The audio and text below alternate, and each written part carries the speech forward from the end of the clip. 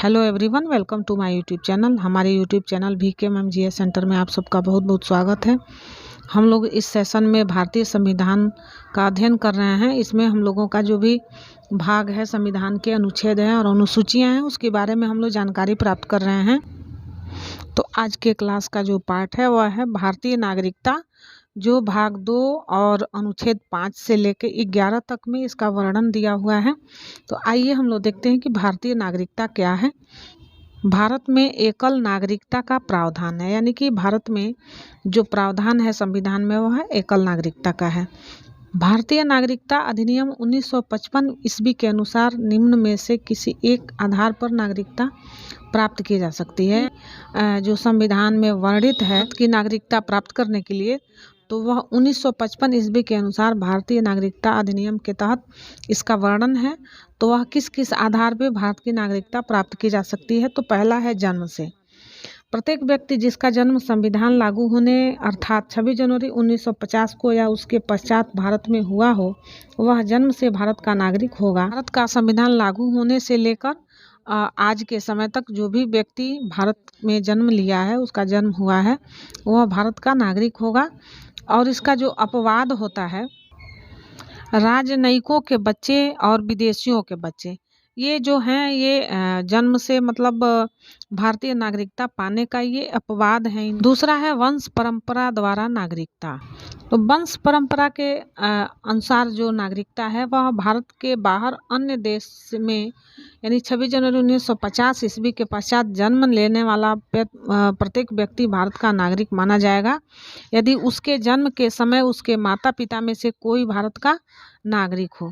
तो यानी कि देश के का जो संविधान है उसके लागू होने के पश्चात, मतलब भारत में जो भी व्यक्ति भारत से में या भारत से बाहर जन्म लिया हो, लेकिन संविधान लागू होने के बाद से भारत में वो रहता हो, तो वह भारत का नागरिक माना जाएगा।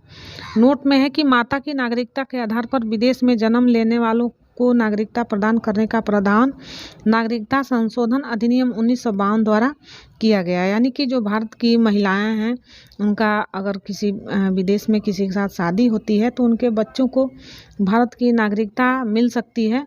वह संशोधन है 1992 के द्वारा यह संशोधन किया गया है। तीसरा है देशीयकरण द्वारा नागरिकता। भारत सरकार से देशीयकरण का प्रमाण पत्र प्राप्त कर भारत की नागरिकता प्राप्त की जा सकती है। चौथा है पंजीकरण द्वारा नागरिकता। तो इसमें निम्नलिखित वर्गों में आने वाले लोग पंजीकरण के द्वारा भारत की नागरिकता प्राप्त कर सकते हैं। आधार है वो है कि वे व्यक्ति जो पंजीकरण प्रार्थना पत्र देने की तिथि से 6 माह पूर्व से भारत में रह रहे हों। अगला है वे भारतीय जो अविभाज्य भारत से बाहर किसी देश में निवास कर रहे हों। तीसरा है वे स्त्रियां जो भारतीयों से विवाह कर चुकी हों या भविष्य में विवाह करेंगी। अगला है भारतीय नागरिकों के नाबालिग बच्चे। उसके बाद अगला है राष्ट्रमंडलीय देशों के नागरिक जो भारत में रहते हों या भारत सरकार की नौकरी कर रहे हों, आवेदन पत्र देकर भारत की नागरिकता प्राप्त कर सकते हैं। पांचवा है भूमि विस्तार द्वारा। किसी नए भूभाग को भारत में शामिल किया जाता है तो उस क्षेत्र में निवास करने वाले व्यक्तियों को स्वतः भारत की नागरिकता प्राप्त हो जाती है। यानी कि भारत अगर किसी नए भूभाग को भारत की सीमा में शामिल करता है तो उसमें रहने वाले लोग जो होते हैं वो स्वतः भारतीय हो जाते हैं। अगला है भारतीय नागरिकता संशोधन अधिनियम 1986 क्या है। भारतीय नागरिकता संशोधन 1986, इस अधिनियम के आधार पर भारतीय नागरिकता संशोधन अधिनियम 1955 में निम्न संशोधन किए गए हैं। अब वो संशोधन क्या है, आइए हम लोग देखते हैं। अब भारत में जन्मे केवल उस व्यक्ति को ही नागरिकता प्रदान की जाएगी जिसके माता पिता में से एक भारत का नागरिक हो। दूसरा है जो व्यक्ति पंजीकरण के माध्यम से भारतीय नागरिकता प्राप्त करना चाहते हैं, उन्हें अब भारत में कम से कम 5 वर्षों तक निवास करना होगा। पहले यह अवधि 6 माह थी। तीसरा है देशीयकरण द्वारा नागरिकता तभी प्रदान की जाएगी जबकि संबंधित व्यक्ति कम से कम 10 वर्षों तक भारत में रह चुका हो। पहले यह अवधि 5 वर्ष थी। जो नागरिकता संशोधन अधिनियम है 1986 में जम्मू कश्मीर व असम सहित भारत के सभी राज्यों पर लागू होता है। तो भारतीय नागरिकता अधिनियम संशोधन के द्वारा कुछ जो नागरिकता के जो पहले आधार थे उसमें कुछ संशोधन करते हुए इसको बदल दिया गया। भारत में जन्मे उन व्यक्तियों को नागरिकता प्रदान की जाएगी जिसके माता पिता में से एक भारत का नागरिक हो। यह 1986 का भारतीय नागरिकता संशोधन अधिनियम है। उसके बाद है जो व्यक्ति पंजीकरण के माध्यम से भारतीय नागरिकता प्राप्त करना चाहते हैं उन्हें कम से कम 5 वर्ष तक भारत में निवास करना होगा। पहले उसकी अवधि 6 माह थी। और देशीयकरण द्वारा नागरिकता प्रदान की जाएगी जबकि व्यक्ति कम से कम 10 वर्षों तक भारत में रह चुका हो, लेकिन पहले क्या था, इसकी अवधि 5 वर्ष थी। अगला है भारतीय नागरिकता का अंत। भारतीय नागरिकता का अंत निम्न प्रकार से हो सकती है। वह क्या है? पहला है नागरिकता का परित्याग करने पर। दूसरा है किसी अन्य देश की नागरिकता स्वीकार कर लेने पर, यानी कोई व्यक्ति दूसरे देश की नागरिकता स्वीकार कर लेता है तो स्वतः भारत की नागरिकता खत्म हो जाती है। और तीसरा है सरकार द्वारा नागरिकता छीनने पर।